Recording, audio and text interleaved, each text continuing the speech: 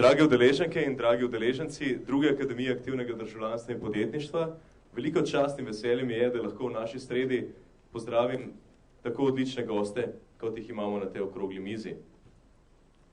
Doktorja Milana Zvera, gospoda Boruta Pahorja in doktorja Janeza Šumrada.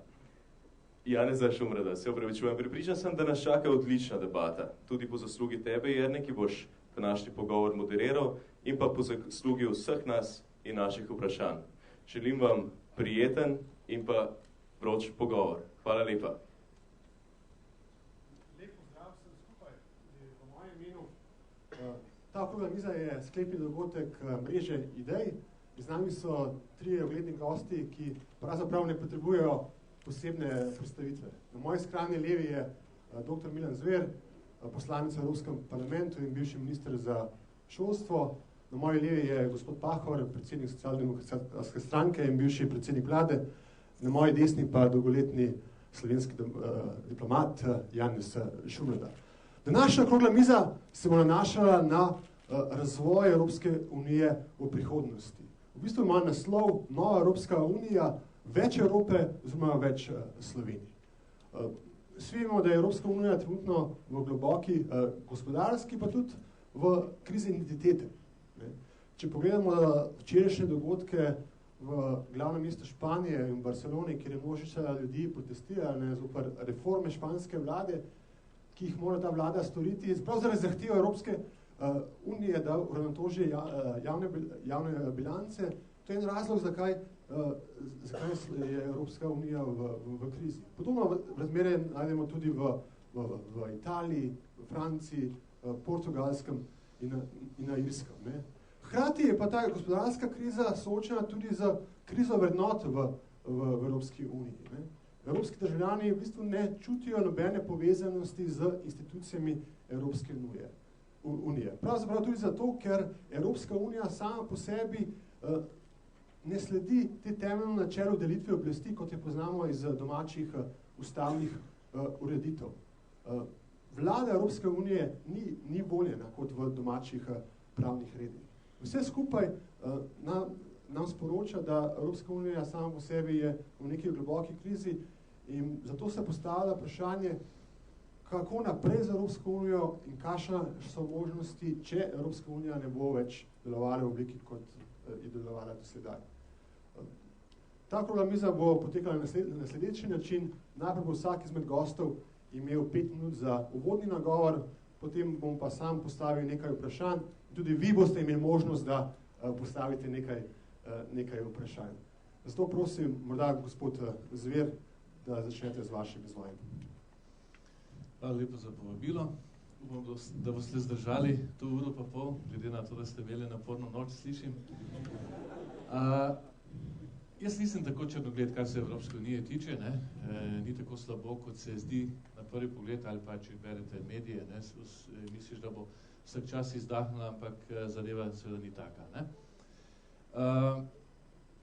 Verjetno se nekateri spomnite, leta 2008 smo imeli v Sloveniji na obisku enega guruja ekonomske in družboslovne misli Jeremija Rifkina. On je takrat na veliko pisal in govoril, Evropska unija je luč, to, kar je bila v 19. stoletju Amerika. Evropska unija je tisti zgled, ki mu bo sledila tudi Amerika in v svet. Ampak, če se na nek način postavi vprašanje konkurenčnosti danes Evropske unije v globalnem merilu, pa lahko vidimo, da niti nimamo preveč nekih prednosti ali pa razvojnih resursov v primerjavi z ostalimi geostrateškimi rivali. Fosilnih goriv nimamo, nimamo nafte, nimamo plina, nimamo okoljna premoga, nimamo tudi marsikaj drugega, recimo. Kaj pa potem imamo, kakšen razvojni vir? Vsi tisti energenti, ki so postavljali v industrijski dobi moč, na kateri so rasle mišice v mednarodnih odnosih, posod potegnemo kratko v Evropski uniji, torej teh nimamo. Kaj pa potem imamo? Odkje Rifkinu takšen optimizem, pa še Američane povrhu vsega? običajno Američani drugače gledajo na Evropsko unijo, še zlasti zdaj, ko se združuje Evropska unija, pa je postala močen tudi konkurent Amerike. Ne. Rifkin pravi, v industrijski dobi so ti energenti bili zelo pomembni tudi za politično in ekonomsko moč. V postindustrijski dobi ali pa v njegovi terminologiji tretji industrijski revoluciji, ne, pa izgubljajo na pomenu. Ne. Energenti, oziroma tisto, kar nam daje energijo, ne, se bodo demokratizirali v prihodnje, ne bodo igrali tako pomembne vloge. In nazadnje imamo alternativne vire energije, kot je sonce, veter, voda, tudi geotermalni viri, tudi valovi morske energije iz morja in podobno. Ne. Skratka, on pravi, zadeva se bo v prihodnosti tako decentralizirala, tudi avtomobili bodo šli na drugo gorivo, recimo, ne, da bodo tisti, ki imajo na podlagi nafte in drugih klasičnih fosilnih energentov izgubili moč. In zaradi tega pravi, za razvoj družb v prihodnosti, v 21. stoletju, torej to več ni tako pomembno. Ker pa je istočasno Evropa že razvila večje standarde, tudi pri tako imenovani nizki ogljični ekonomiji, ne, ima najlepšo vizijo razvoja v prihodnje. Ne. On pravi, Evropa tukaj je najbolj kakovostno življenje, tudi kulturno življenje, jaz večkrat pravim, imamo največ medalj na svetovnih in olimpijskih prvenstvih Evropska unija, ne? Največjo glasbeno produkcijo, največ filmov naredimo, ta hip smo še tudi kot ekonomski faktor najmočnejši, čeprav ekonomiji postajamo tudi zaradi malo preobilne socialne države manj konkurenčni, ampak stvari se po mojem postavljajo na pravo mesto in tudi ta kriza lahko prinese določeno prestrukturiranje evropskega gospodarstva, tako da bo po mojem išla bolj zmagovalka kot poraženka Evropska unija. Tako da ne vidim črnega scenarija za Evropsko unijo.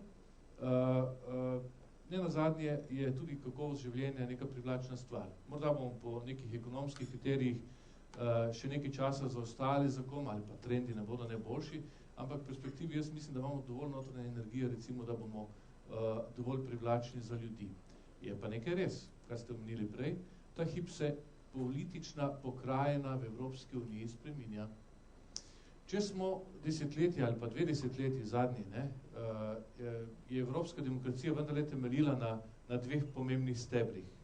En steber predstavlja moja politična opcija, zmerna desna sredina, drugi steber predstavlja Borutova politična opcija, socialdemokracija.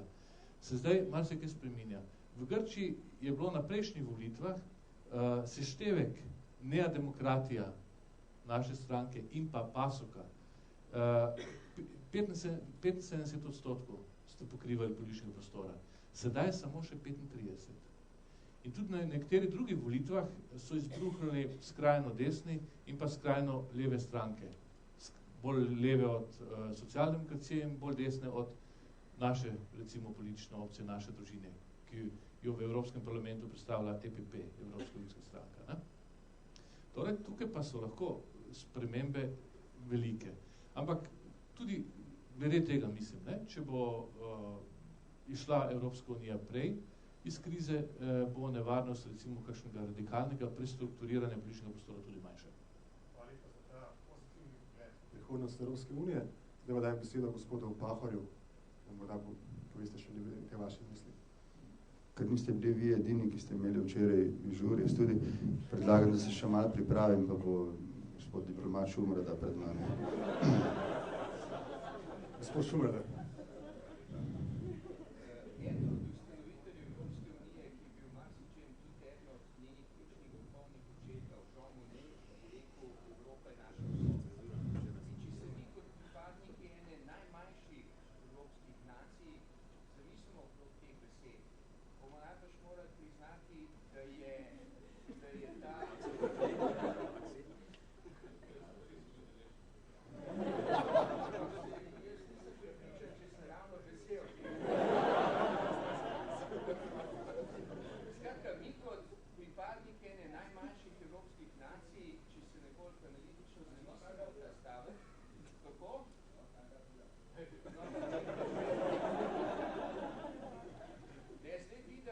Vidim, Mark Boris, zakaj sem povabljen? Zaradi komičnega vložka.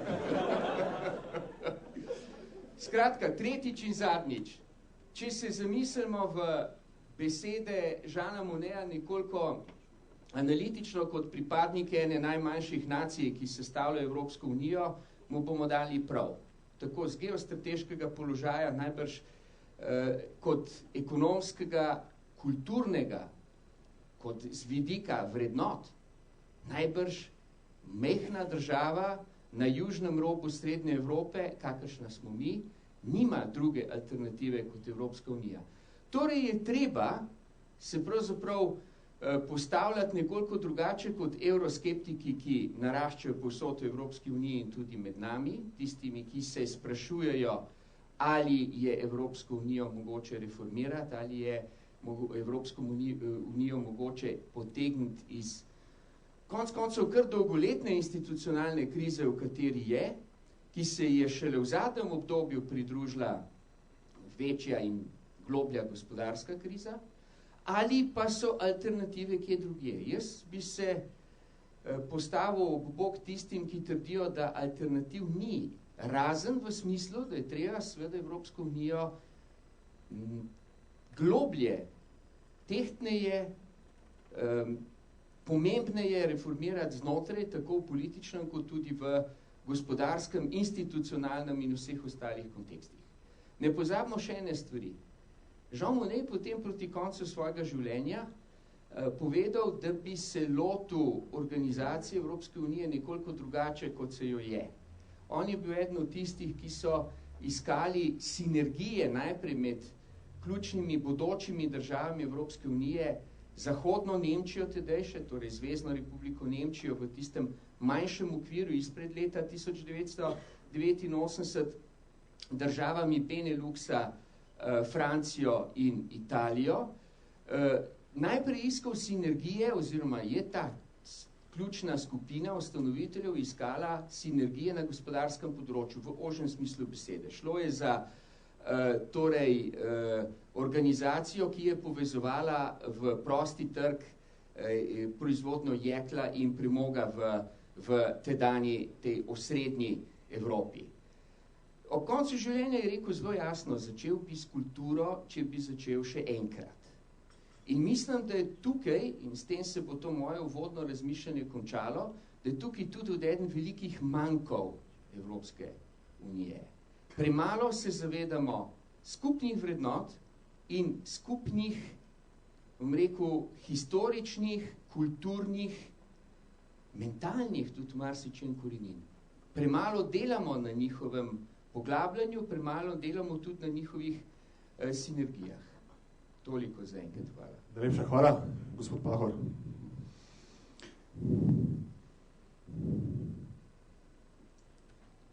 Nihče od nas ni prerok in ne more napovedovati prihodnosti. Kvečemu se lahko zateče k sjajni misli, ki jo je malo pred smrtjo citiral Steve Jobs, da raje kot prihodnost napoveduje, ustvarja. Moje osebno mnenje, in to ni samo politično izkustvo, ampak tudi moja teoretska premisa, s katero se ukvarjam več časa, je, da je prihodnost Evropske unije v Združenih državah Evrope.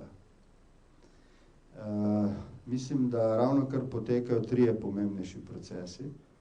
Proces unifikacije, torej proces, ki bo na koncu pripeljal do Združenih držav Evrope, proces razvrščanja in proces selekcije. Vse skupaj pa bo podčrtano z procesom pravice narodov do samoodločbe. Evropska skupnost, kasneje Evropska unija, je nastala po mirni poti, nihče ni bil prisiljen vanjo. To je ključnega pomena za to, da je zdržala vse preizkušnje doslej. In če želi zdržati nova tvorba ali pa razvitejša oblika te tvorbe vnaprej, potem bo lahko zdržala vse te preizkuse samo, če bodo vsi narodi, ki bodo v njej udeleženi, torej prepričani, da so v njej udeleženi po lastni volji. To je prvi poudarek danes. Torej v teh procesih, kot sem jih imenoval, unifikacije, razvrščanja in zlasti selekcije,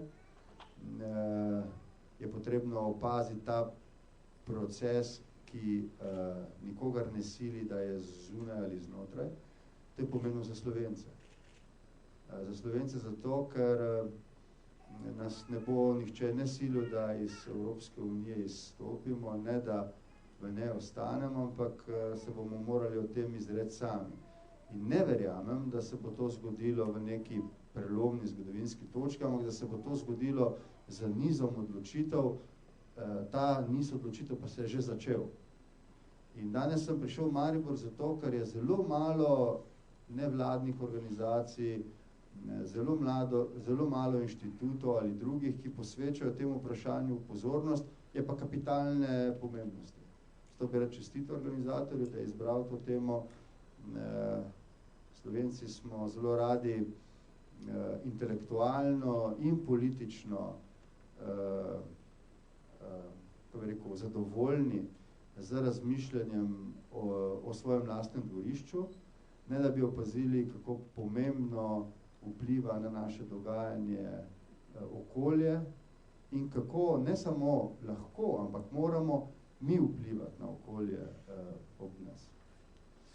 Torej, kot sem bil dejal, da moje glavno sporočilo ne bi ostalo prezrto, če bi želel dramatizirati, kar je morda dovoljeno na takih intelektualnih srečanjih, bi lahko rekel, ali Združene države Evrope ali pa razkroj evropskih povezav. Razkroj bi nujno pomenil verjetno tudi varnostno situacijo. Mislim, da se to ne bo zgodilo, da ima Evropa dovolj izkušenj z dramatičnimi varnostnimi situacijami v prejšnjem stoletju in sicer, da se bo poskušala pravzaprav zaradi svoje lastne notranje intuicije izogniti temu, vendar pa bo ta proces boleč. Spoznanje, zlasti ki ga je prinesla kriza, da Evropa nima orodja, da bi lažje in uspešno reševala gospodarsko, socialno, nenazadnje tudi moralno krizo, ki smo ji priča v tem času, bo nalagalo voditeljem, da bodo vse bolj seveda ta orodja vzpostavljali. Jaz bi vas rad opozoril na to, da samo v času mojega mandata, ko sem bil kot predsednik vlade član Evropskega sveta, smo sprejeli nekaj paktov, ki sami po sebi pomenijo vnos nekaterih orodij, recimo poenotenje fiskalnih politik. Pazite, to je projekt prve kategorije. Prej so se mu voditelji izmikali, ker je posegel v njihovo suverenost. Ki pomenijo proces te unifikacije.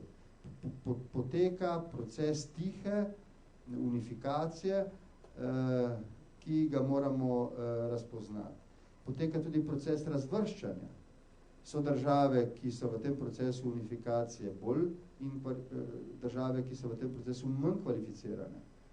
Države, ki bodo izpolnjevale kriterije teh paktov, to ni samo pakt stabilnosti in rasti iz leta 97, ki je začel ta proces, ampak zlasti pakti v zadnjih letih, zadnji je fiskalni pakt, so države, ki bodo kriterije iz teh paktov izpolnjevale in se bodo v naslednjih letih znašle v okviru držav, ki bodo kvalificirane za članstvo v Združenih državah Evrope. In bodo države, ki teh kriterijev ne bodo izpolnile in se ne bodo mogli niti kvalificirati za članstvo v Združenih državah Evrope. Kje je Slovenija? Slovenija je v situaciji, ko ima vse možnosti za to, da se kvalificira za članstvo v Združenih državah Evrope. Če pa nekaterih obveznosti ne bo sposobna izpolniti, bo v procesu tega razvrščanja iz tega izločena. Ne bom zelo jasen na koncu, ker se moj čas izteka v uvodu. Mislim, da je slovenski nacionalni interes, da spodbudimo v Evropi procese, ki pomenijo več Evrope, več politične Evrope, več evropske enotnosti. Jaz mislim, da neke Evrope, ki bi pomenila samo na koncu koncev svet Evrope, ne potrebujemo, potrebujemo močno Evropo, katere del smo tudi sami, zavedajoč se, da v tej Evropi nismo najmočnejša država, da seveda združevanje Evrope, tako kot sem ga opisal, v smer Združenih držav pomeni tudi nekatere nevarnosti za manjše narode, ampak ko dam na zgodovinsko tehtnico oportunitetne stroške in koristi, zame ni nobene dileme, sem prepričan Evropejc, zagovornik procesa poenotenja in unifikacije znotraj Evropske unije do točke Združenih držav Evrope. Ne vidim strahu za slovenski narod in njegovo identiteto v tem procesu, prav nasprotno. Nevarnosti za nas vidim, če bi nas proces razvrščanja, proces selekcije zaradi naših domačih odločitev pripeljal na rob te možnosti in čez rob. Mislim, da potem v 21. stoletju za tako majhen narod, ki bi bil izven ene potentne, gospodarsko, politično in varnostno potentne Evrope, ni veliko možnosti, da obstane. In da je zato zdaj potrebno zbrati pogum in tudi dovolj vizionarstva, da se izpolnijo tisti kriteriji, ki nas v procesu razvrščanja, ob procesu unifikacije, ki teče, in procesu selekcije umeščajo v krog, ki sem mu jaz pač v nekem trenutku nadel metaforično vzdevek nemško-francoski vlak. Želel sem se izogniti temu, da bi se vezal samo na Nemčijo iz vrste razlogov, čeprav je seveda Nemčija v tem smislu, vsaj v gospodarskem smislu, motor tega procesa. Mislim pa, da brez Francije poleg, take ali drugačne, Francije Nikolaja Sarkozija ali Francije François Hollande, ni mogoča. Ne verjamem v evropsko prihodnost brez trajne sprave med Nemčijo in Francijo. In tudi ne verjamem, če bo potem diskusija spraševala o perspektivi tega zavezništva ali François Hollande prinaša tako spremembo, da je ta projekt ogrožen. Ne mislim tega. Tako da, ne sklenem, prihodnost je v Združenih državah. Vem, da to odpira vprašanje med Slovenci, ali to pomeni, da zgubljamo suverenost, da to pomeni, da zgubljamo suverenost, vendar jo dajemo, kako bi rekel, jo investiramo v nekaj, kar Slovencem omogoča mir, varnost, zaščito identitete in vpliv na stvari, ki jih kot sicer izločen, majhen narod ne bi mogli nikoli sooblikovati. Zato ostajam in bom jutri še toliko bolj prepričan Evropejc. Hvala. Sem skupaj. Moje naslednje vprašanje bi se pa nanašalo na preteklost. Mislim, da je dobro, da se zremo nazaj v medvojni čas, v čas med prvo pa drugo svetovno vojno, ki ga lahko primerjamo z današnjim časom. Saj nekateri opazovalci primerjajo medvojni čas z današnjim časom, tako glede krize družbenih enot, kot glede krize gospodarstva. V tistem času je deloval španski filozof Ortega y Gasset, ki je v svoji znani knjigi Upor množic prav se osredotočil na nezadovoljstvo množic z takratno oblastjo. In danes lahko potegnemo nekakšne usporednice s tistim časom, ker tudi množica čuti nek razkorak z vladajočimi interesnimi koalicijami po Evropski uniji. To lahko vidimo glede rezultatov na zadnjih grških volitvah, kot tudi v demonstracijah v Španiji, Italiji in na Portugalsku.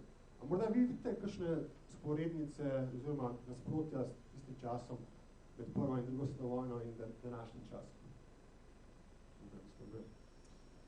Do takrat smo v 20 letih lahko govorili o začetku krize demokracije.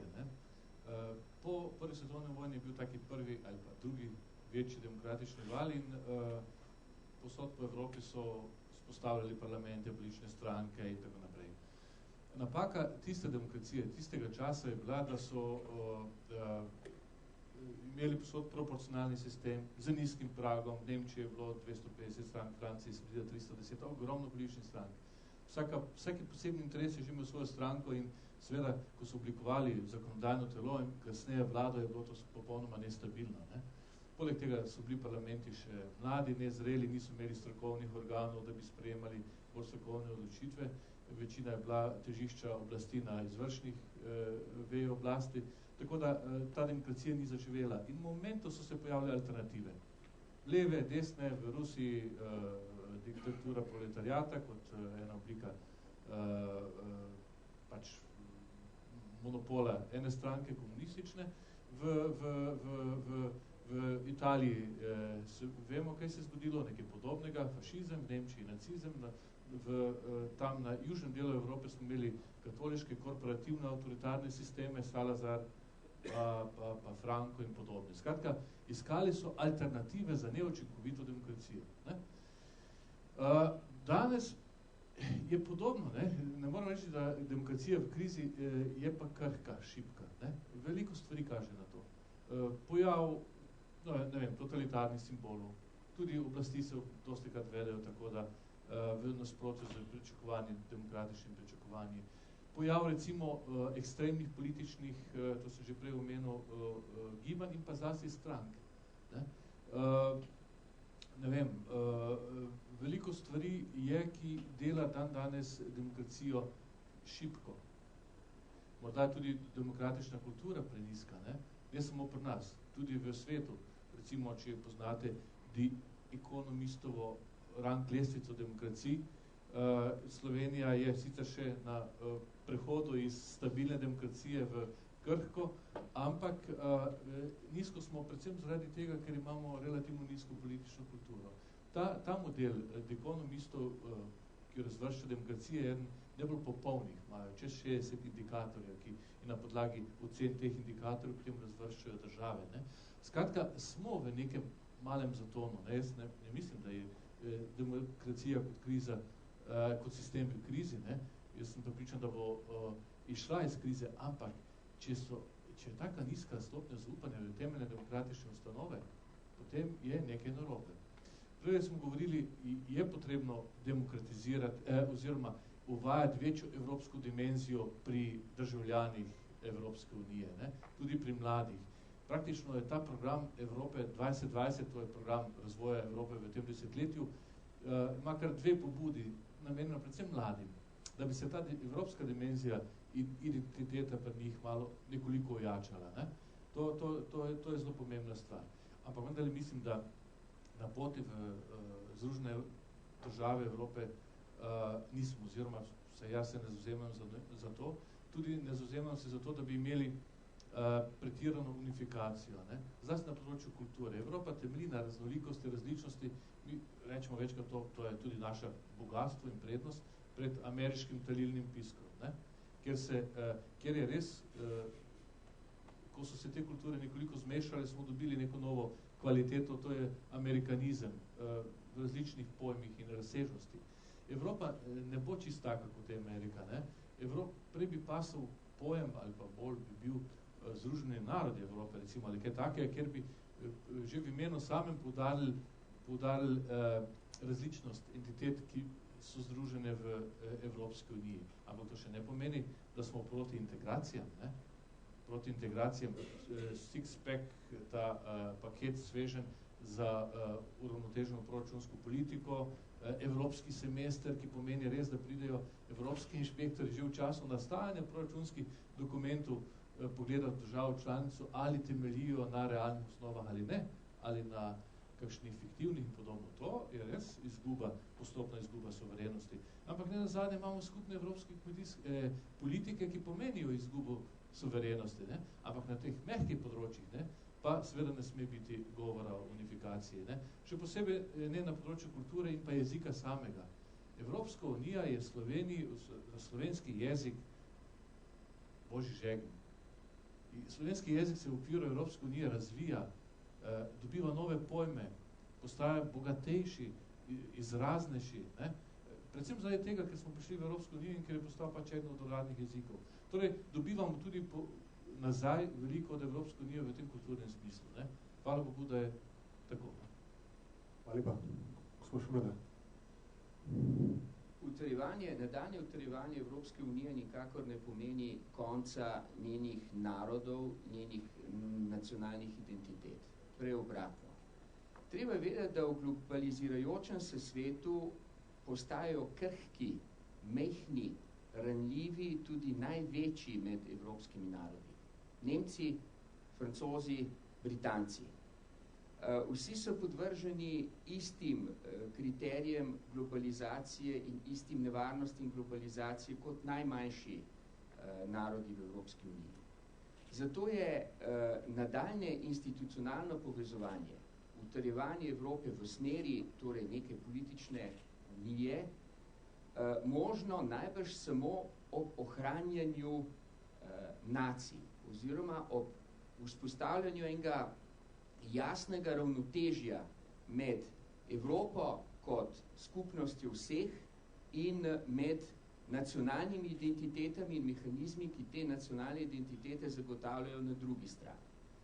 Evropa je možna v bodočnosti samo kot navzven močna in enotna skupnost vseh narodov, ki v njej živijo. Hkrati mora pa na notranjem področju dopuščati, bom rekel, raznorodnost identitet in interesov, ki tukaj so, ne da bi seveda ta raznorodnost interesov, identitet ogrožala celote in obratno. Skratka, gre za seveda popolnoma drugačen proces izoblikovanja nadnacionalne skupnosti, kakršnega smo mi, bom rekel, poznali iz preteklosti. Ker kot je rekel Milan Zver, nastajanje Združenih držav je bil drugačen proces, bom rekel, prilikovanja, asimiliranja vseh priseljencev v Združene države na anglosaški, beli, če čete, in protestantski v osnovi model. Pri nas je model popolnoma drugačen in ta model mora zagotavljati nacionalne interese, nacionalne identitete vseh. Tudi zato ga je neskončno teže graditi kot model melting pota, ki se v naših razmerah seveda nikakor ne bi niti mogel prijemati od samega začetka.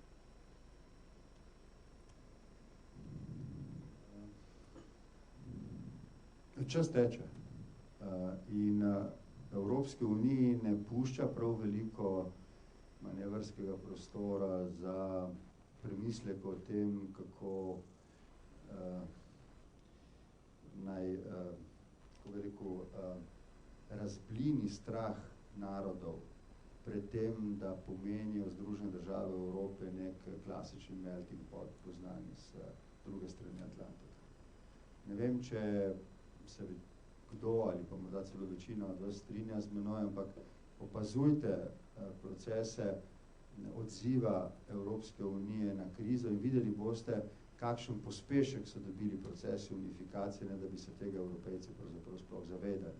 Pazite, fiskalni pakt pomeni pravzaprav odločitev voditelja Evropske unije 25 od 27, da bodo v bistvu zaenkrat koordinirali fiskalne politike, ne? Pa prišel bo čas, ko se bo zgodilo nekaj, kar je neizogibno. Če imate eno valuto, morate imeti tudi eno fiskalno politiko. Vse, kar ni to, pomeni v bistvu političen projekt, ki nima gospodarske osnove in se bo v tako hudih pogojih konkurence, kot smo jih danes priča v globalni ekonomiji, sesul. Jaz seveda nisem tisti, ki bi zagovarjal nek proces, v katerem ne bi sodelovali tudi Slovenci, če ne bi menil, da je to v našo nacionalno korist.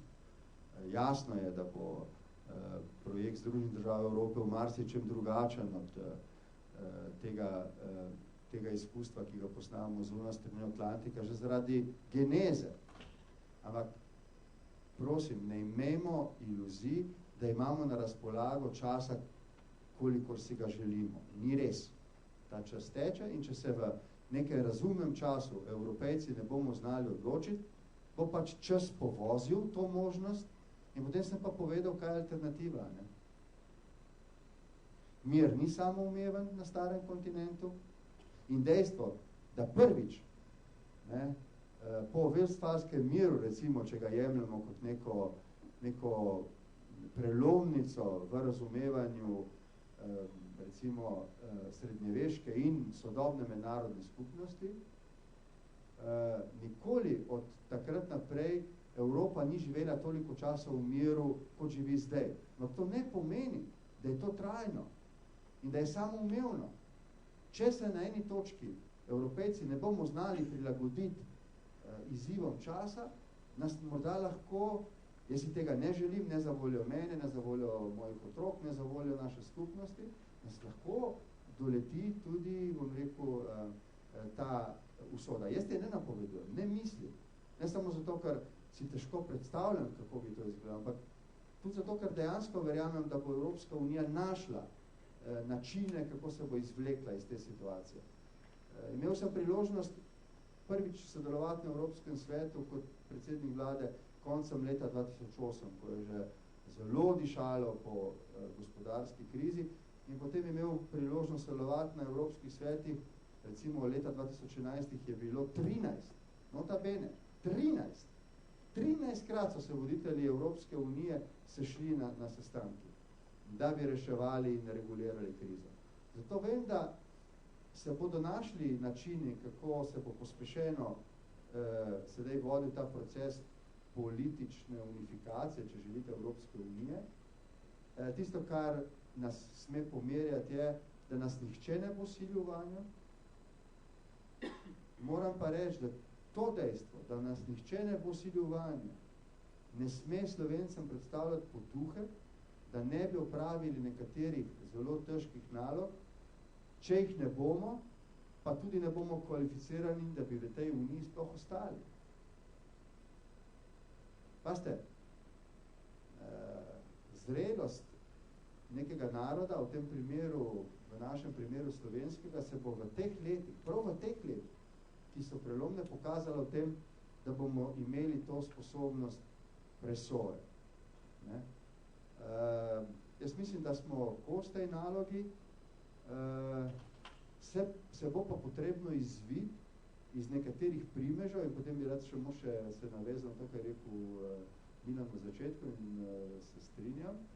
Se bo pa treba, zato da bi bili kot majhen narod sposobni se izvleči iz tega primeža, v bistvu preseči neko mentaliteto, neko čustvo, ki smo v Slovenci zelo vdani sicer, ne, da zelo podpiramo vlado, če je naša, in zelo nasprotujemo, če ni. Ne. To je lahko zdaj ta hip usodno, to vas bi rad opozoril. Smo v bistvu v nekem smislu na prelomu 90-ih let, glede tega, če bi se takrat ta zaostritev izpeljala do konca, kdor je za Demosovo vlado podprl osamosvojitev, kdor je proti Demosovi vladi bo nasprotoval, bi Slovenci takrat zamudili tisto zelo majhno okno zgodovinske priložnosti in ne bi imeli samostojne države. Zdaj je že, slišim, kako me bodo jutri, ko bodo sem in tja prebrali kakšno notičko iz tega srečanja, kritizirali, češ da poskušam sedanje okoliščine pretirano dramatizirati. Ampak jaz mislim, da smo približno v teh okoliščinah. In moram reči, da so nekatere paradigmatične odločitve, recimo vnos fiskalnega pravila v ustavo je paradigmatična odločitev, ki bodo pokazali, ali se zmoremo izvleči iz okopov tega čustva, ki je sicer v politiki in sicer v družbi zelo normalno, da smo politično pristranski, to je nenazadnje privilegij demokracije, ki ga treba čuvati. Ampak so trenutki, ko se moramo povleči na to čustvo. In zdaj je tak trenutek. Milan je pregovoril o nevarnosti suspenza demokracije zaradi reševanja krize. Ta tendenca tukaj je, jo treba opaziti. Jaz še vedno mislim, da smo Slovenci v taki demokratični kondiciji, da ni potreben nikakršen suspens demokratičnega odločanja, da bi se uspeli izvleči iz krize, kar ne velja za vse evropske narode.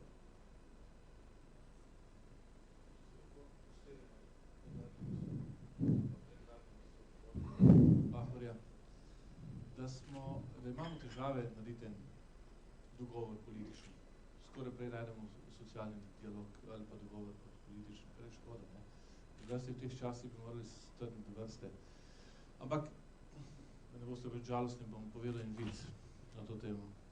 Tako? Na Štajerskem sicer ne zapirajo tiste, ki stare vice govorijo, ne, se slišal? Ampak ga bom povedal, je nov, ampak v stari preobleki. Janez Janša lovi ribice in ujame zlato ribico. In zlata ribica reče, izpolniti vsakršno željo, ne, samo da mi izpustiš nazaj na svobodo. Pa pravi, morda pa bi res, ne,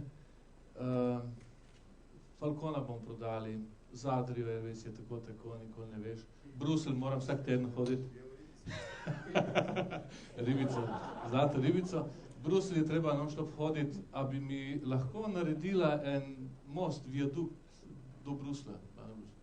Pravi, gospod Janez, ne, vseeno malo bolj racionalne zahteve, ne. Imate kakšno drugo željo? Pravi, bi morda lahko kaj uredila z Jankovičevo opozicijo v parlamentu, da je bila malo bolj konstruktivna. Pa pravi, sem vam rekla, no, želite 4-pasovno ali 2-pasovno viadukt? To je, sem hotel povedati, ne? Politični dialog v Sloveniji je težko ustvariti, težko najti. Zdi se mi še zlasti zdaj, v času izbruha recimo ekstremno levih ali pa bolj levih od socialdemokracije običajne in bolj desnih od naše politične opcije. Ne? In ta dialog bo vedno težji, ta hip.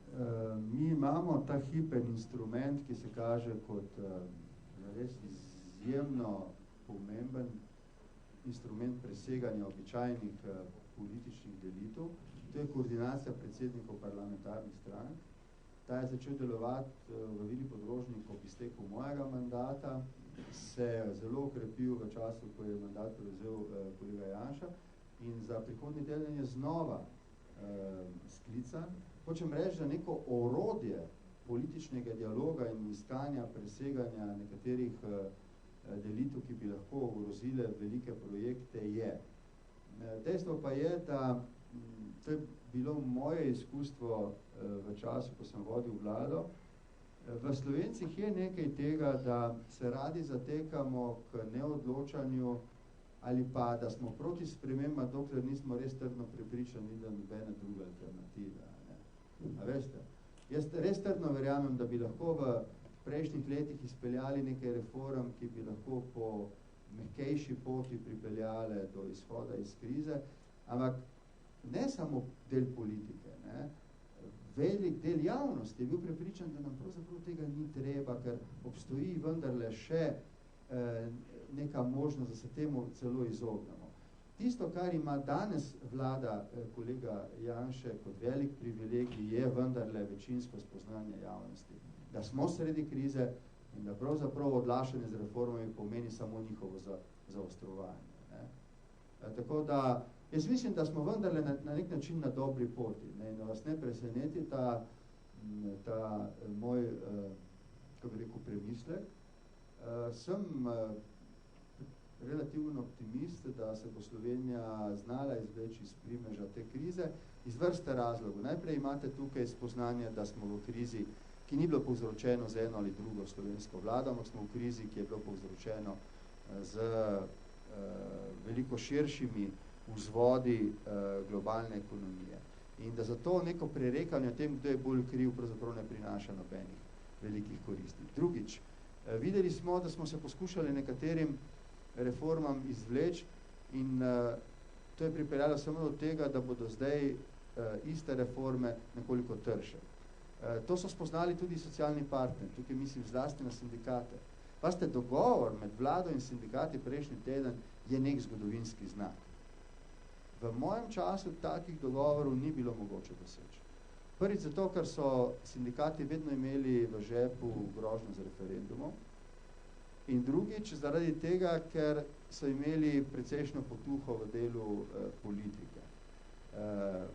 Politika zdaj ni več pripravljena sprejeti odgovornosti za to potuho, ker se je pokazalo, kako kratkoročna je.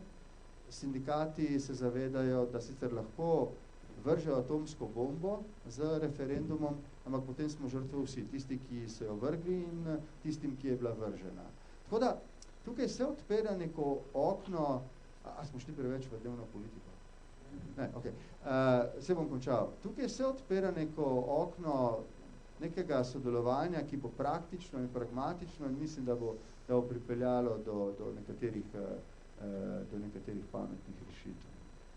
Okay. Hvala lepa, če se navešam na zadnje vajne izvajanja.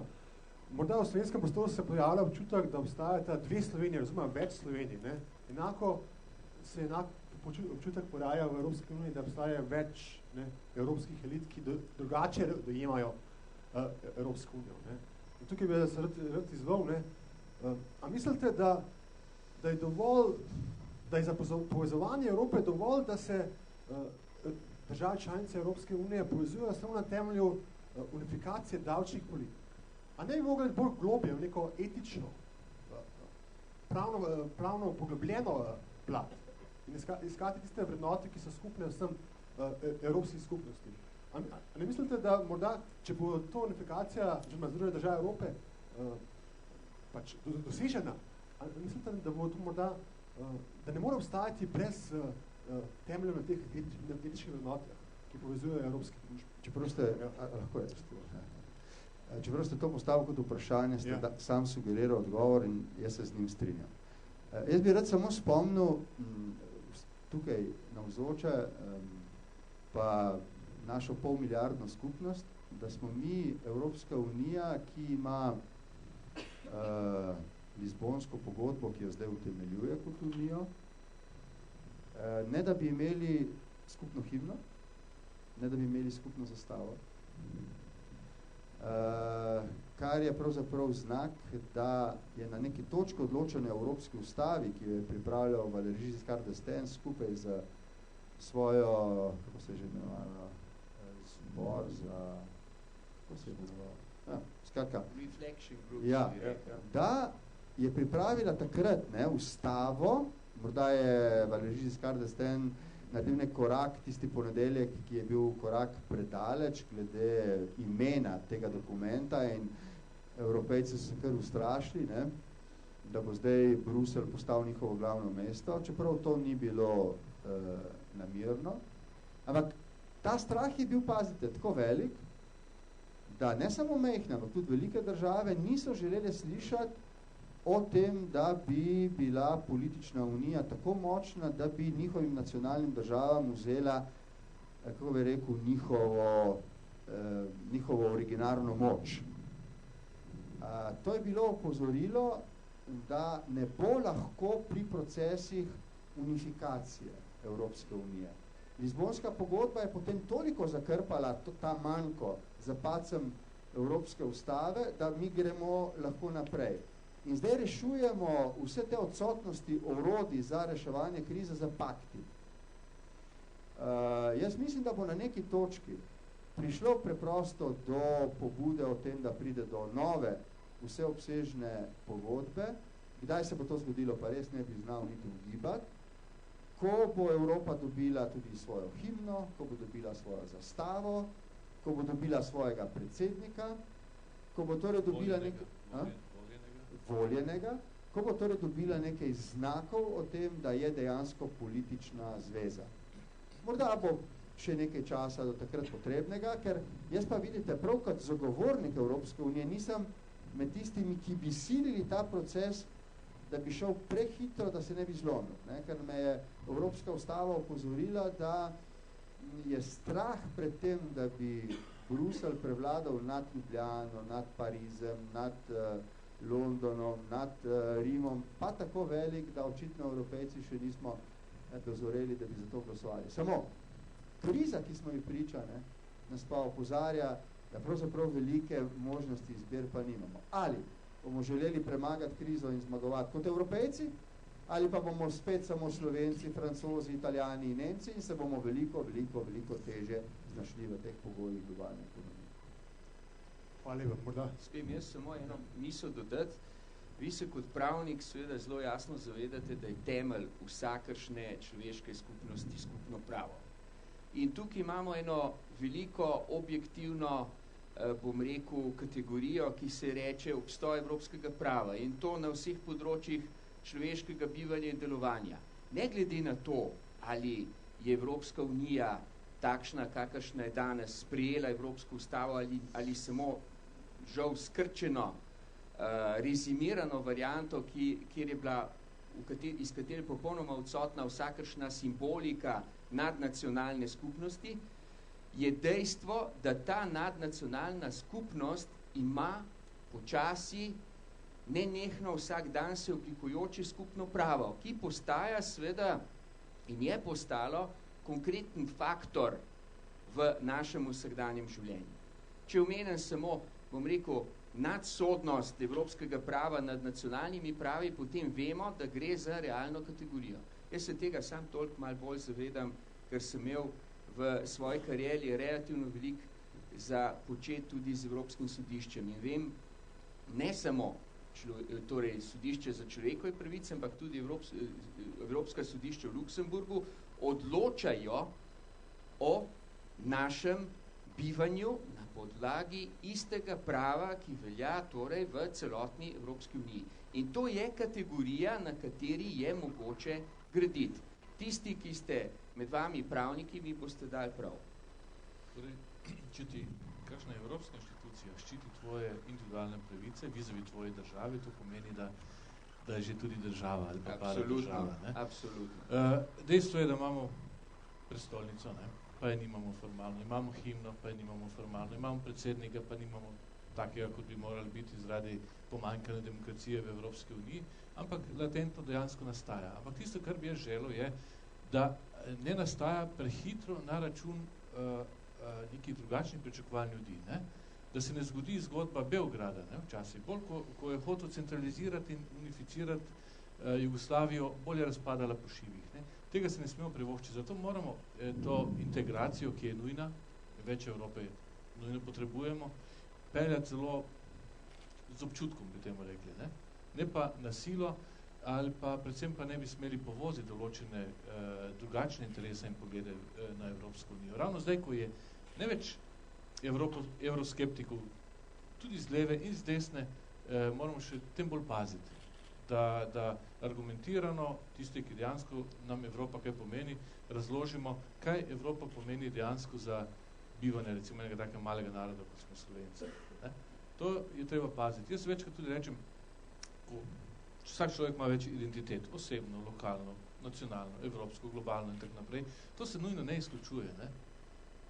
To je kot ljubezen. Včasih, če imaš 3 otroke, nimaš vsakega 33,3% rad, ampak imaš vsakega polno. Zgleda, da se zapiše, da je predsedniški kandidat razcepljen oseb. Na 3 dele.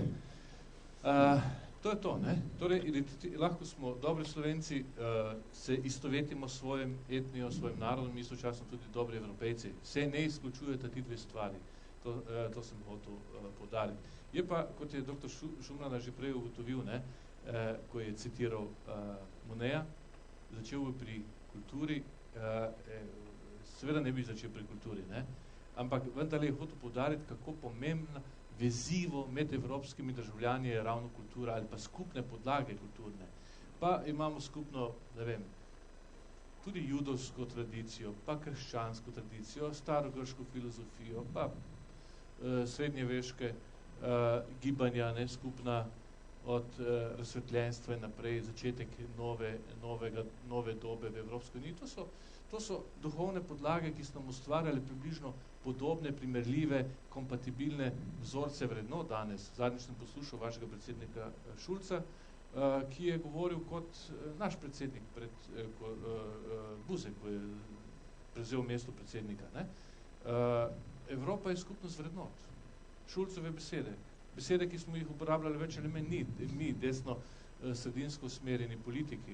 Imeli smo celo program političen, ki piše EU, skupnost vrednot in tak dalje. To pomeni, da dobronamerni Evropejci, recimo, vedno bolj stavijo tudi na to duhovno in pa kulturno podlago. Niso samo interesi tisti, ki držijo skupaj. Interesi so bolj šibka vez. Hitro lahko razpade, še zlasti, ko nekdo dobi več kot do drugi. Potem pa se začne zapiranje, pa protekcionizem. Lahko se zgodi še vedno kakšen protekcionizem tudi na nacionalni državi ravni, če se bo Evropa ne bo ustrezno integrirala. In protekcionizmi v začetku 20 let so nas pripeljali do vojne. Danes čutimo en drug protekcionizem, ki se vzpostavlja na višji ravni, na regionalni, Kitajska vizavi Evrope, mi Amerika vizavi Evropske unije, kar tudi ni dobro. Z VTO smo poskušali to preseči, ampak interesi imajo včasih drugačno funkcijo. Zato je ta kulturna podlaga tako pomembna. Ker razumem, da ima vsak od nas, ko bi rekel, bonus, da povem strž to, se tako povem. Že izvolite. Ja, ne zapirajo. Demokrati so tako. Se vem, da ga veste, ampak se mi zdi tako simpatičen za diskusijo danes. Ko smo po sprejetju Lizbonske pogodbe pozdravili v naši sredi Cathy Ashton, kot visoko predstavnico Evropske unije za zunanjo in varnostno politiko, je med nami takrat krožil Štos, ki je potem šel vse povsod. Štos pa se veže na, kot veste, znano opombo Kissingerja v 60 letih, da pravzaprav nima možnosti, da bi poklical po telefonu koga v Evropi, ki bi lahko govoril za Evropejce o njihovi skupni zunanji politiki. No in končno, Cathy Ashton pokliče, potem ko je bila imenovana za visoko predstavnico Clintonovo v Washington in pravi, poslušaj, če boš zdaj naprej, kadarkoli rabila naše stališče, sam zavrti to številko, ki ti jo dajo. Clintonova vsa zadovoljna. In že naslednji dan nastopi neka kriza v svetu in Clintonova takoj zavrti to številko in se oglasi tajnica, telefonska tajnica na drugi strani. Dobili ste urad visoke predstavnice za skupno evropsko znanje in varnostno politiko. Če želite slišati nemško stališče, pridite za številko 1.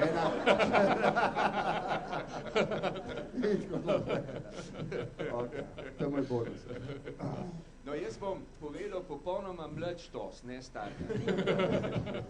Štos, ki se je zgodil tukaj v tele dvorani, ko sem stopil vanjo nekoliko pred vama.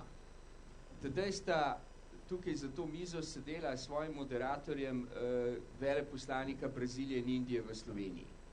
In ko jih je moderator vprašal, kaj je tisti element, ki ti dve državi, pravzaprav gigantski, kot vemo, v primerjavi z Evropsko unijo, kaj šele Slovenijo, povezuje, sta oba na prvem mestu omenila vrednote. Skupne vrednote. Skupne vrednote, kar kaže, da je pravzaprav element, na katerega smo opozarjali v zvezi s vrednotami, eden od resnično ključnih za nadaljnji razvoj Evropske unije.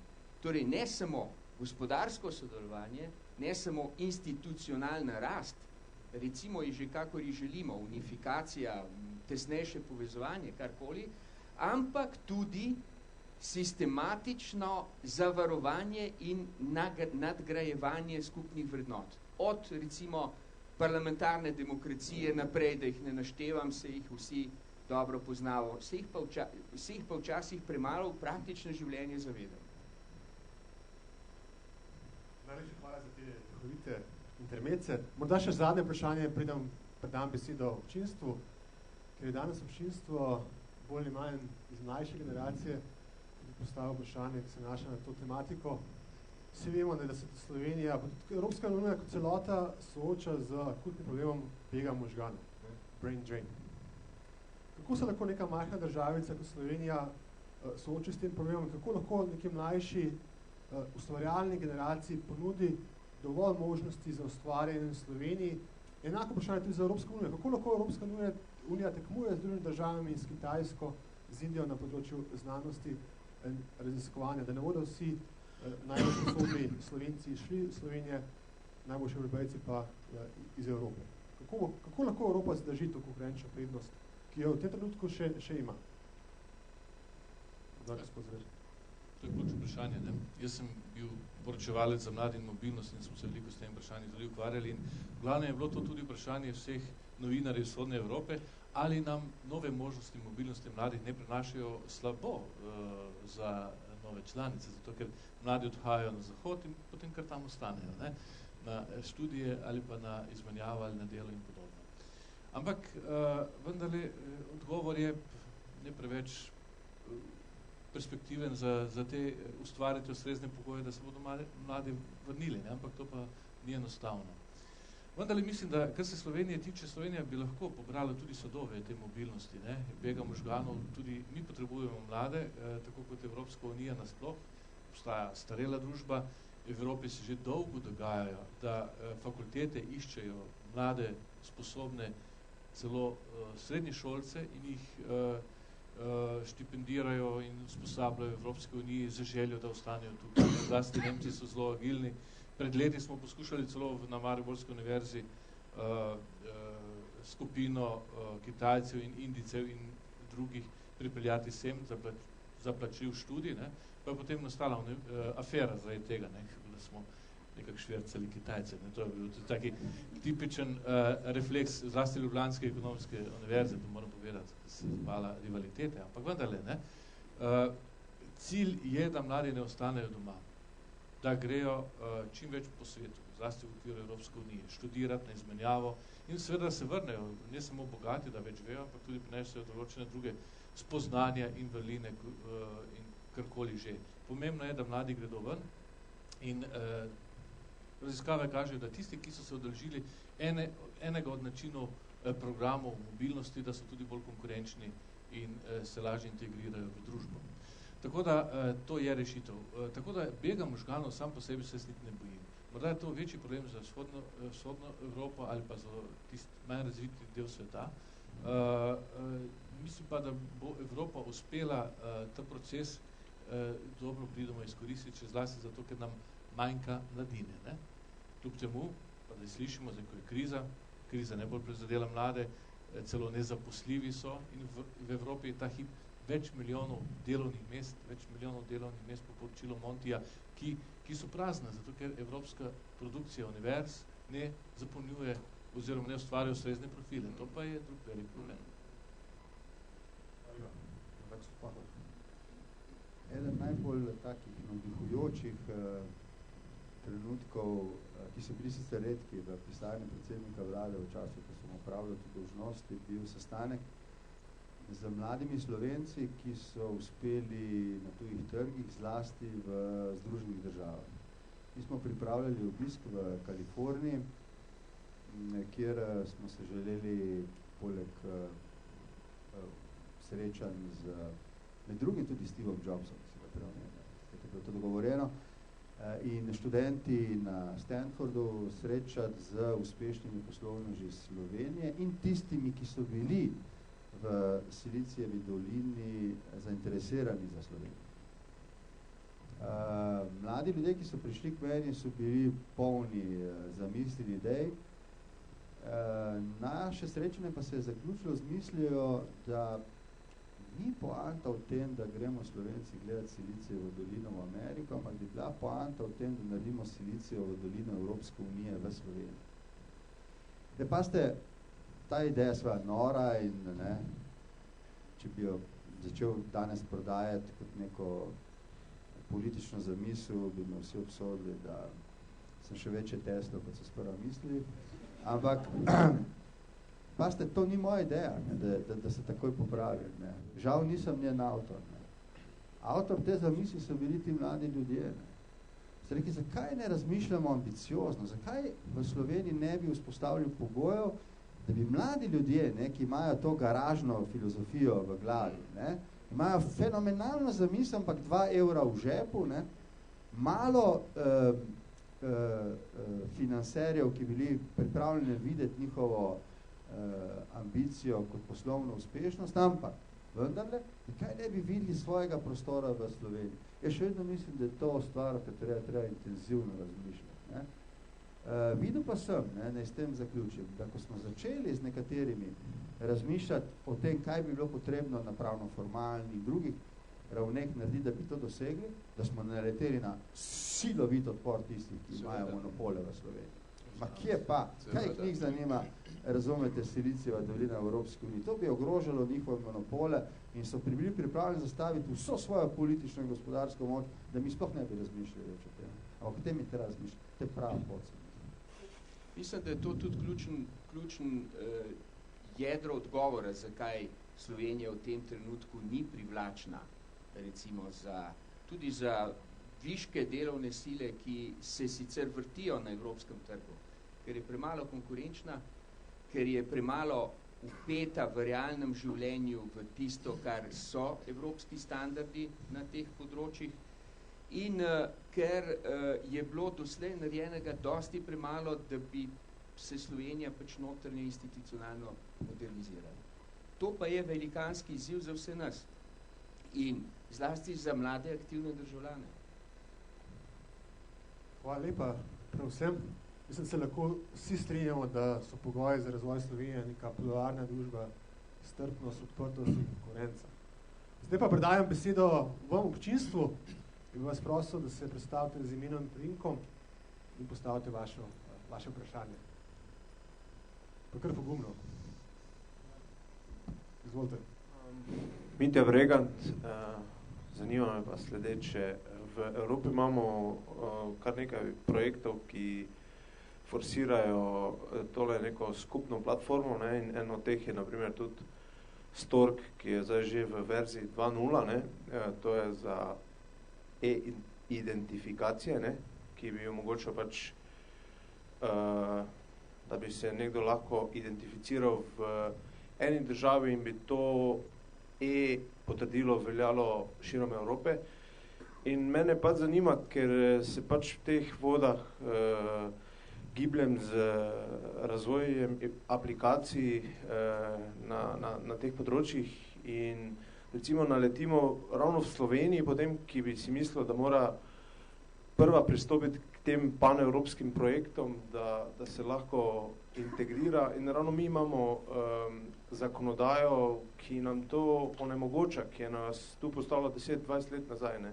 Pa me zanima, zakaj, oziroma kaj bi bilo, kako bi bilo mogoče te omejitve nekako odpraviti, oziroma zakaj se zakonodaja nekako ne prilagaja tem evropskim tokovom, da bi se lahko lažje integrirali tudi gospodarstvo, ne.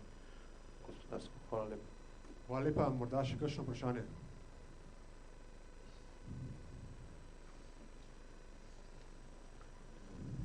Lepo zdrav, Matej Rajk je moje ime.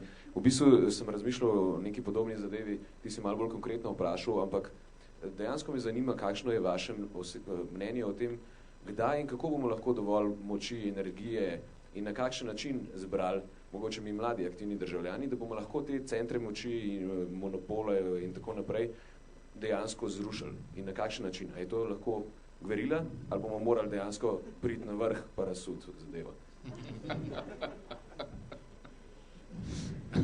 Še kakšno vprašanje, še eno vprašanje morda lahko vzamemo.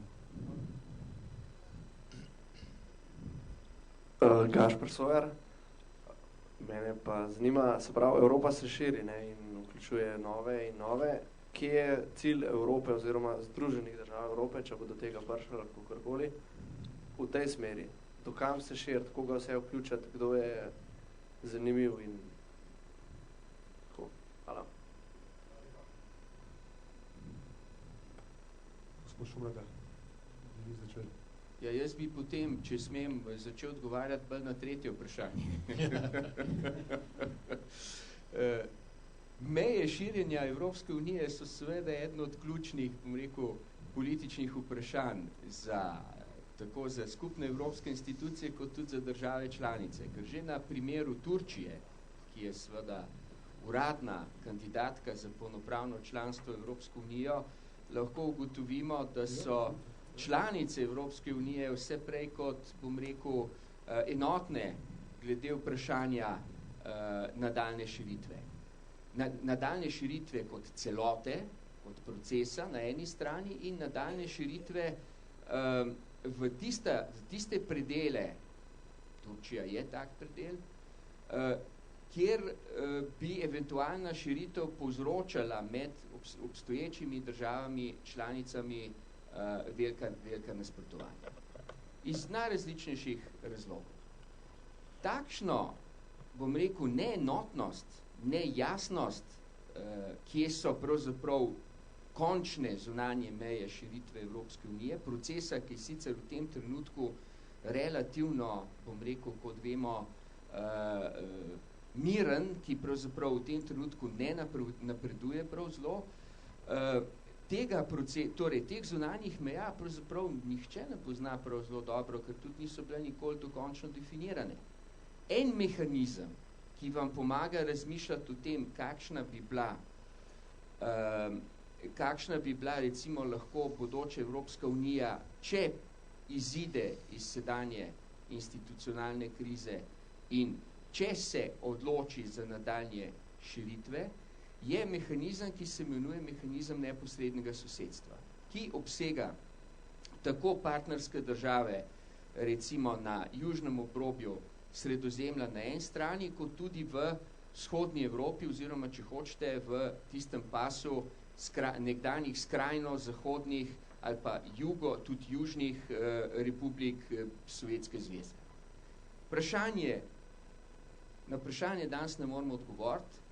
Okrog ključnih nekaterih vprašanj se lahko opredeljujemo za ali proti, tako vemo, da je nosilka, bom rekel, skepticizma v smeri širitve Evropske unije v Turčijo bila do zdaj Sarkozijeva Francija, da so nekatere druge države odkrito sledile tej skeptični poziciji Francije, da so pa, in tukaj na prvem mestu bila vendarle od samega začetka Velika Britanija, druge države odkrito, konstantno, trajno zagovarjale vstop Turčije.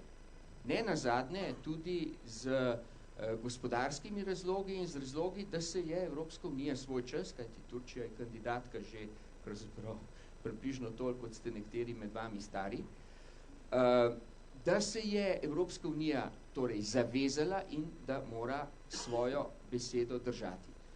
Tukaj je v Sloveniji sami pravzaprav pristašev obeh variant kar nekaj. Slovenija sama se je sicer doslej vedno jasno opredeljevala za pro-turško varianto širitve Evropske unije v tej smeri.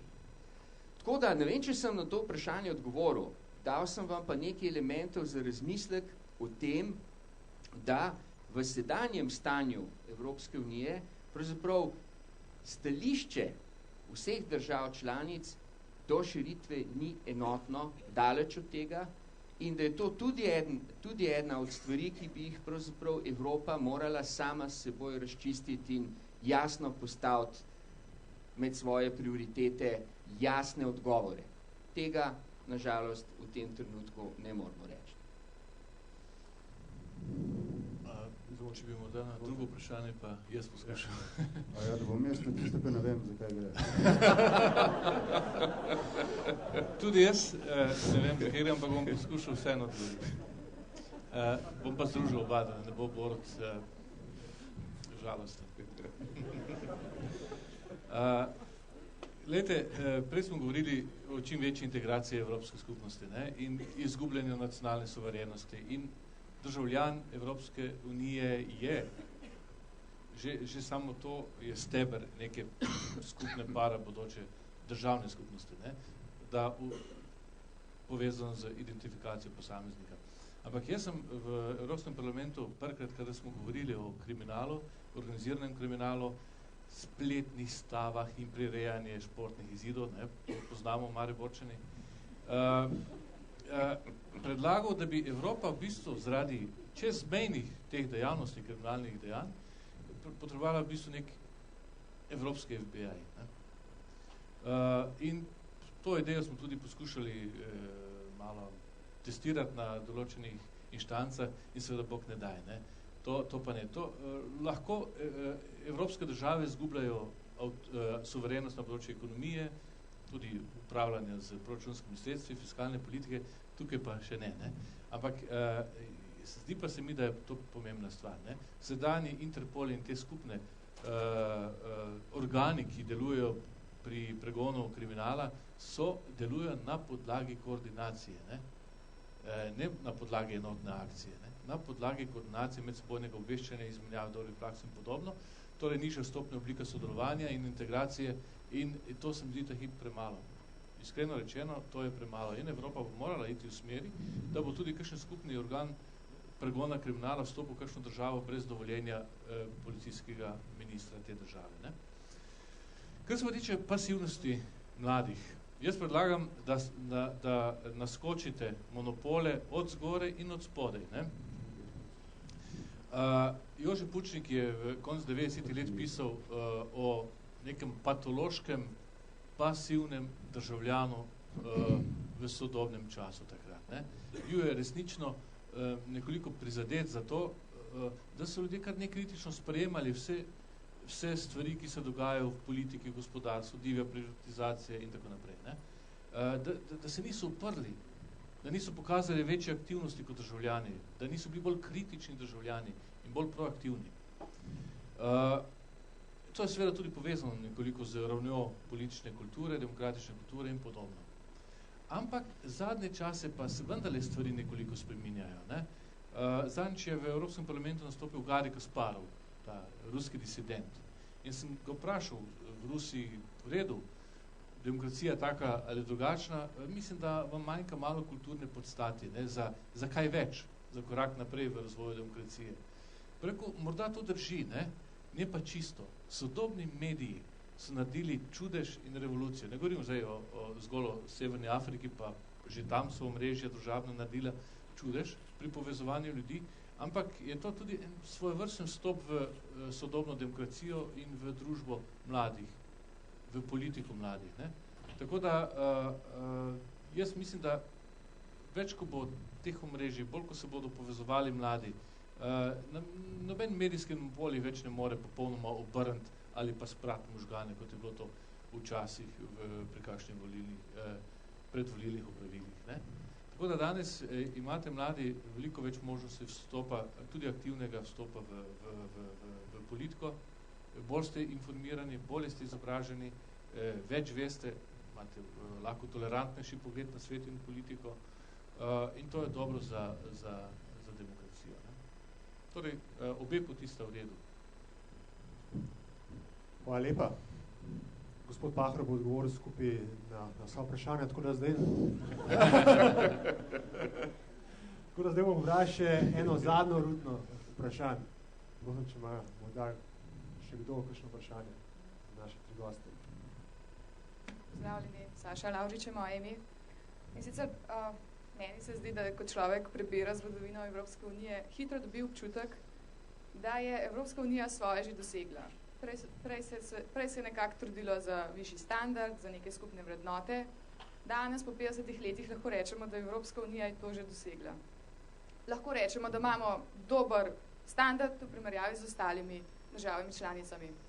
Prej smo imeli možnost slišati, mislim, da je bil brazilski veleposlanik ali indijski celo, da ugotavlja, da se v Sloveniji, menim pa tudi, da po ostalih državah članicah, dela po 8 ur na dan, vikendi so seveda prosti, kar seveda predstavlja dejstvo, da nas ostala gospodarstva prehitevajo po levi. Pa me zanima, po vašem osebnem mnenju, kaj pa bo Evropsko unijo držalo skupaj naslednjih 50 let? Kaj bo Evropska unija dosegala v naslednjih 50 letih? Če smo dosegali nek standard življenja, ki je precej visok, v primerjavi z ostalimi gospodarstvi sveta, zakaj se lahko sploh še borimo? Čeprav v mojem osebnem mnenju blagostanje in mir res nista tako samoumevni, kot se nam mogoče res zdi, pa se mogoče mladi tega premalo zavedamo. Hvala. Hvala lepa. Morda še kakšno vprašanje? Kaj izvolite? Naša kolegica. Sprihaja. Zanimata me v bistvu dve stvari. V času pogovora ste govorili o enotnosti Evrope. kakšna so vaša dejanska pričakovanja, da se bo Unija 27 narodov, skoraj pol milijarde ljudi zenotila, če v Sloveniji se 2 milijona ljudi ne more zanotiti. Če samo na fiskalno pravilo se zanašate, političnega dialoga ni, čeprav bi rada čestitala gospodu Pahorju kot predstavniku Levice, da podpira ta predlog, glede na to, da v preteklosti vlada gospoda Janeza Janše ni pokazala možnosti do dialoga za njegovo vlado. Drugo, kar pa bi rekla, gospod Pahor, ideja o Silicijevi dolini ni nora. V bistvu, hvala Bogu, da še kdo zna ambiciozno razmišljati. Pravite, da ni pogojev v Sloveniji, da bi se Silicijeva dolina uresničila. Zakaj pa potem vlade, kot so bila vaša in tudi sedajšnja, ne zagotovijo teh možnosti? Če bi poslušali danes indijskega veleposlanika, birokracija, spremenite to, dajte možnosti tujim, pa tudi našim, da ustvarjajo pogoje za dobro gospodarstvo v Sloveniji. Hvala. Hvala lepa. Zdaj pa še zadnje vprašanje. Kdo bo imel čast še zadnje vprašanje postavil?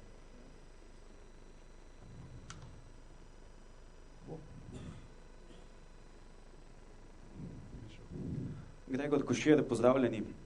Mogoče tole bo zvenelo malo provokativno, ampak jaz bom rekel, da malo bolj pragmatično. Kot rečeno, sodelovati pri ustvarjanju prihodnosti Evropske unije. Kot mali narod, eden izmed 27, kaj pa, če bi mi ubrali drugo pot in vzeli EU kot sprejemljivko, na katero je škoda trošiti ogromno naše energije za spreminjati to sprejemljivko, ampak jo vzeti takšno, kot je, jo vzeti in izkoriščati njene prednosti. Se pravi, iti v sistem, okrepiti še bolj gospodarsko diplomacijo. Mi smo konec koncev majhna delovna sila, lahko nastopamo na katerem koli trgu, polnimo pač naše možnosti. Se pravi, da nismo toliko fokusirani na to, kaj lahko spremenimo kot eden izmed 27, ampak kako lahko izkoristimo tisto, kar se bodo, bom rekel, narekovajo veliki zmenili. In pa mogoče poudarek na tej finančni suverenosti, dokler še obstaja. Zdaj, če čisto poenostavim, banaliziram. Zdaj, prvič, ko se bo zgodilo, da bomo čakali, ali nam bodo odobrili obrok pomoči ali ne, recimo, če pride do tega, ali bo to, banaliziram, ampak prvič, ko bomo čakali, zdaj, a bomo lahko potem dopoldne še se menili, ali bo pomoč nakazana ali ne, popoldne pa, z komisarko Redingovo poskušali nek spremeniti na pravosodju ali pa kjerkoli, Mislim, da ne. Takrat pa sploh ne bomo več faktor, Takrat pa sploh ne bomo več faktor, ki bi lahko na karkoli vplival, Se pravi, mogoče gledam preveč pragmatično, ampak vidim tisoče in tisoče problemov naše države, ki nimajo praktično nobene zveze z Evropsko unijo. So naši problemi, sami smo za njih krivi, In se pravim, mogoče malenko škoda energije, ker nimamo ne kapacitet, ne sredstev, da bi lahko konkurirali po, bom rekel, neki pravni moči in ne vem čemu, Nemčiji, Franciji, ta glavnim pogajalcem, Ampak da se fokusiramo na neke majhne dele, kjer pa smo lahko konkurenčni in pa predvsem, ali je možno, da izkoriščamo te prednosti, ki jih Evropska unija daje, Zdaj bomo še zadnje vprašanje zadaj. Prosim, če lahko. Že tretje zadnje. Četrto, ja. To je pa res zadnje. Dobar dan, da je moje ime. In sicer bi sugeriral gospodu Pahorju, oziroma mu pritrdil, da mi že dolgo časa imamo, kako se reče, Združene države Evropa. Himno imamo, parlament in pa zunanje organe, ki kobajagi, bom izrazil, s tem izrazom iz bivše Jugoslavije. Mi smo že v teh Združenih državah Evropa in to je brez veze se okrog tega pogovarjati. Rajši stimulirajmo, tako kot je moj, bom rekel, mlajši kolega, ne vem, če je gospodarstvenik ali pa ne, dajmo rajši mlajšim rodovom oziroma mlajšim priliko, da ustvarjajo, tako kot je gospod Pahor rekel, iz garaže. Se pravi, dajmo jim možnost, povežemo jih Imamo sit, imamo to, tako ti rekel včeraj gospod Ajlec, izvrstno, kmečka logika stara. Ne pa se pogovarjati o problemih, ki nas ne interesirajo. Nas ne interesira, kaj bo rekla gospa Ashtonova, gospod Barroso in tako dalje. To je popoln nesmisel. Mi imamo 1000, tako rekel moj predhodnik, 1000 problemov in se bi sami mogli zazreti vase, kaj lahko mi naredimo. Tako je rekel gospod Kennedy, že leta, ne vem, 62, prej. Ne pričakuj, oziroma ne sprašuj se, kaj lahko država stori za tebe, ampak kaj ti za njo storiš. In to je bistvo tega. In ideja o Silicijski dolini v Sloveniji je fantastična. Na vse zadnje mi imamo podjetja mlada, ki so jih ustvarili mladi podjetniki iz Slovenije in delujejo fantastično v Silicijski dolini. Na različne načine so jih sicer ustvarili, ampak povezave in predvsem na mladim kapitala. Jaz imam voljo, kot se lahko vidi iz moje gorečnosti, ampak enostavno ne pridem do denarja, ker je preveč birokracije, v tem je problem. Jaz imam, bom rekel, veze, ampak meni ne pomaga zato, če imam pripravim projekt iz evropskih skladov, rabim 2 meseca, da se prebijem skozi so papirove. Pa to je katastrofa. Hvala. Hvala lepa, morda gospod Šumrda.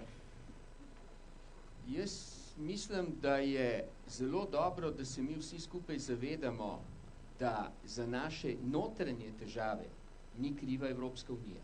To je ključno, kar sta vidva rekla in jaz se v celoti strinjam z vama.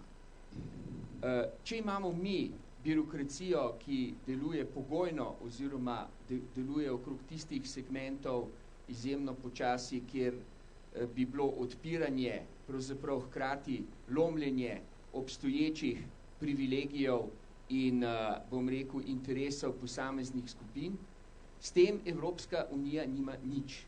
Če smo mi, spomnite se besed indijskega ambasadorja, ki ste jim bili priča tako kot jaz, če smo mi kot družba do te mere zaprti, da onemogočamo de facto vstop tujega kapitala, čeprav ta trg močno potrebuje tuji kapital za nadaljno modernizacijo, potem to ni problem Evropske unije, ampak ponovno naš notranje politični problem. Problem razmerja sil med tistimi v Sloveniji, ki si želijo sprememb in dokončne modernizacije te države in tistimi, ki imajo v interesu pravzaprav status quo. Ključno je, da se tega zavedamo. Zdaj pa k vašemu delu odgovora. Omenili ste čarobno besedo gospodarska diplomacija, ki se v tem trenutku precej vrti po slovenskih medijih. Rekel bom takole, gospodarska diplomacija obstaja v slovenskem prostoru toliko časa kot neodvisna država in kot, bom rekel, naše samostojno slovensko zunanje ministrstvo. Res je pa, da v obdobju, ki je za nami, ta gospodarska diplomacija, torej zavez, da moramo diplomati delati za konkretno oprijemljivo, če hočete, dobro te države, ni bila v ospredju. Zakaj ni bila v ospredju? Enostavno, ker smo imeli druge prioritete. Naša prioriteta je bila vstop v Evropsko unijo, naša prioriteta je bila vstop v NATO, naša prioriteta je bila nenazadnje tudi vstop v recimo tisto nadnacionalno integracijo, kjer sva midva z gospodom Pahorjem zelo tesno sodelovala, da nam je to uspelo v OECD leta 2010. Zdaj je čas drugačnega pozicioniranja, kjer so prioritete znotraj Evropske unije več ali manj jasne. Zdaj je treba iskati priložnosti gospodarske in vsakršne druge, ne samo v Evropski uniji, ampak tudi izven nje. In lahko vam odgovorim samo to, da je naša vizija, bom rekel, širjenja možnosti za slovensko gospodarstvo v države BRICS, ena od ključnih, recimo, stvari, ki so v, da rečem po angleški, v pipelineu v tem trenutku. Tukaj imamo tudi eno srečo, da se pravzaprav vsi deležniki v tem trenutku, mogoče jih je malo preveč na slovenskem nivoju, ampak to je slovenska stara bolezen, mi če lahko neko stvar rešujemo, neki drugi veliki narodi rešujejo neko stvar v okviru ene institucije, imamo mi na takem področju vsaj 3. Ampak, kakorkoli, mislim, da se vsi deležniki jasno zavedamo, da je to ena od naših take it or leave it, to be or not to be pozicij. In resno delamo na tem. Prvi rezultati so tukaj tega, bom rekel, delovanja gospodarske diplomacije. Ampak, kot bi ponovno povedal indijski ambasador, če želimo mi pripeljati kapital iz območij in držav sveta, kjer ga je dovolj, potem moramo notranje spremeniti v Sloveniji razpoloženje, institucionalne možnosti, delovanje birokracije do te mere, da bomo mi realno ta kapital lahko absolvirali. Mi tega danes nismo v stanju. Indijski ambasador je bil zato z nami izjemno nežen. Lahko bi pripovedoval o projektih, predsednik ve, tudi predsednik Pahor sam ve za nekatere, ki nam jih je ponujal in ki so propadli, niso uresničeni zaradi lastne naše nesposobnosti. Tukaj tudi Evropska unija nima s tem ničesar. Hvala lepa. Morda gospod Zver? Ja, evropska naša civilizacija temelji na zasebni pobudi, ne? To je jasno. In posameznik išče niše svojega uspeha v družbi. In tudi evropsko gospodarstvo temelji na malih in srednjih podjetnikih. In Evropska unija si želi ustvariti ugodne pogoje za njih. Ne? Naša filozofija v glavi še vedno na velikih sistemih, na kmetijskih kombinatih, ne na malemu kmetu in srednjemu in tako naprej. Ne? Imamo zmotno filozofijo. Videl se je, da je edina taka gospodarsko propulzivno obdobje 4-8, ki se več ne more ponoviti v taki obliki, kot je, ni pomagalo tudi velikim gigantom, gradbenikom, da bi preživeli, kljub temu, da so imeli vsa leta, vsaj od tranzicije naprej, monopolno pozicijo, da smo jim preplačevali njihove storitve za 1/3 in tako naprej, pa so kljub temu propadli. Torej, jaz mislim, da se bo z te krize tudi struktura slovenskega gospodarstva bistveno spremenila, da bo išla drugačna, da bo bolj temeljila na zasebni pobudi malih podjetnikov, gazelic, ki bodo vlekle to naše gospodarstvo naprej. Ampak je pa res, zato pa je treba pridobiti vire. Kar se tiče velikih evropskih megaprojektov, ki so bili doslej vzpostavljeni tako, da so lahko samo veliki participirali na njihovih projektih, sedaj je ta zgodba bo mimo. Ne? Tukaj smo jasno dali vedeti, da morajo biti neposredni udeleženci tudi mala in pa srednja podjetja v Evropski uniji. Torej, iz te krize se lahko Slovenija izide tudi kot zmagovalka. Vse v tem smislu, da se bo gospodarstvo nekako moderniziralo bolj, kot se je v zadnjih 20 letih. Ne? In tukaj pač jaz vidim prednost in pa tudi ustreznost malih in srednjih podjetij, mladih ekonomij, mladih ekonomistov, da bodo našli svoje niše in sami poiskali tisto, kar je lahko uspešno. Ekonomija, ki bi samo ščitila delovna mesta in plačevala, davkoplačevalski denar usmerjala v to, da imajo ljudje službe, čeprav družba sama ne potrebuje njihovih izdelkov, mislim, da je preteklost in da se v to več ne bomo vračali. Jaz sem prepričan, glede na napovedi Brusla v zadnjem času, ne, da ugodne gospodarske napovedi, da bo v drugi polovici leta že malo boljše. Ne verjamem tudi, da bo Slovenija še shirala v tem času, ampak da se bo slejko prej pridružila, ne vlaku, ampak tem trendom v Evropi in da bomo s časoma prišli vendarle ven iz te krize. Treba pa je vseeno reči, pojem Brusel, kako figurira v glavah ljudi. Ne? Dosti krat že kot neko skupek birokracije, nepotrebne bruselske birokracije. Ne? Moram reči tudi, da bo birokracija v naslednjih 5 letih zmanjšana za 5% bruselska, ampak vendarle moramo vedeti, 95% proračuna Evropske unije se vrača nazaj države članice. Samo 5% gre za funkcioniranje sistema. Ne? In tako da včasih delamo tudi krivico evropski birokraciji ali pa evropskem proračunu, ki znaša kome 0,98% skupnih GDP-ov v Evropski uniji. Torej imamo izjemno šibko paradržavo Evropsko unijo. Ne? Hvala, zdaj pa še gospod Prahor. Razumem, da to ni zdaj samo taka navijaška politična tribuna, da se da tudi mogoče s kančkom akademizma kakšno stvar poskušati razložiti. Jaz bi rad sumiral današnjo diskusijo o prihodnosti Evrope, o alternativah, ki se nam kažejo v dilemah gledenega razvoja, za seveda aplikacijo na slovenske razmere. Kot veste, politična znanost teži k temu, da bi univerzalno razložila nekatere fenomene. Eno od teh je zagotovo družbena kriza. Tukaj imamo dva grafa, ki poskušata pomagati pri razumevanju teh fenomenov. Poglejte, tukaj imamo dva grafa, ki kažeta alternativi pri reševanju družbenih kriz. In če velja za kakšno obdobje, da jo lahko opišemo kot fenomen družbene krize, velja za to obdobje v času, ko se je gospodarstvo na svetovni ravni po drugi svetovni vojni najbolj skrčilo.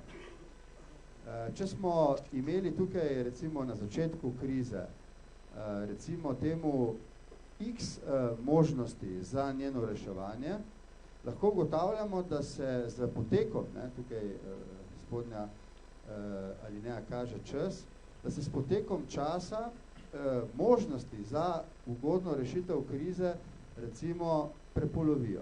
Imate že x polovic možnosti, da vam uspe rešiti krizo. To se dogaja v Evropski uniji, to se dogaja seveda tudi v Sloveniji. Tukaj nam ta zgornji graf kaže, da kljub vsemu, da se vam možnosti manjšajo, bodi si zaradi tega, ker po ukrepih ne posežete, ali posežete po napačnih ukrepih. Tukaj nam ta graf, to je optimistična razlaga, to je graf, ki kaže na to, da bo Slovenija oživela in da bo Evropska unija enkrat postala Združene države Evrope, nam kaže, kako se bomo vendarle skozi te škarje možnosti za rešitev išli in bomo znova prišli v obdobje konjunkture, kjer se bo vedno bolj povečevala možnost rešitev. Tukaj pa imate graf, ki kaže tako na ravni Evropske unije, kot na ravni Slovenije, situacijo, v kateri seveda imate torej, skozi časovnico prikaz, kako se ali ne ukrepa, ali pa ukrepa napačno in se znajdete v škarjah, kjer potem poti naprej ni več. To se nam seveda lahko zgodi, tako na ravni Evropske unije, kot na ravni Slovenije.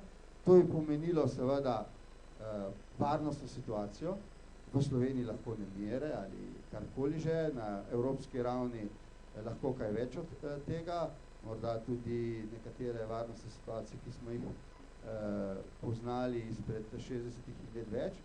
No, naj povem, da če zdaj ostanemo na ravni recimo temu znanosti, ne pa kratkoročnih ali pa aktualnih političnih fraz, menim, da obstojijo možnosti, da se in Evropa in Slovenija izvlečeta iz krize, torej z prikazom tega grafa. Sicer se bodo, jaz še vedno napovedujem probleme, nismo še v tej situaciji, nismo še na tej strani lijaka, tukaj se bodo možnosti za reševanje še manjšale, vendar bomo ukrepali in se bomo skozi procese, kot sem rekel, poenotenja, procese selekcije, torej izbiranja, vendarle tukaj znašli na drugi strani in države, ki bodo uspele skozi ta lijak, bodo tukaj sodelovali v Združenih državah Evrope. Tukaj bi morda tukaj lahko pokazal še, in to pomeni tudi za Slovenijo.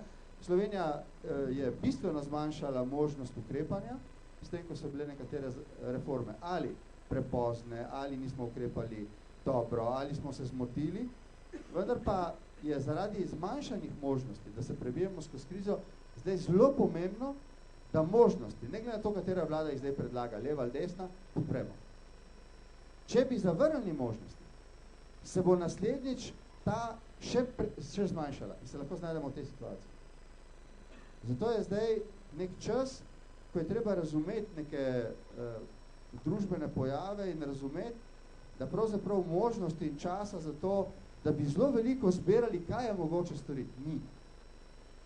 In da je treba to, kar se pokaže kot nek dogovor ali kot neko spoznanje, tistih, ki so bolj odgovorni, nekako vsi skupaj z bolj ali manj stisnjenimi zobmi podpremo in nekako se tako na evropski kot na slovenski ravni, bom rekel, izvijemo skozi lijak in si znova v prihodnosti odpremo škarje možnosti. Tako, ena taka zaključna misel z moje strani. Hvala za povabilo. Najlepša hvala vsem gostom za to zelo zanimivo in poglobljeno okroglo mizo, ter tudi duhovito, ne? Mislim, da si vsi skupaj zaslužijo en gromak aplavz.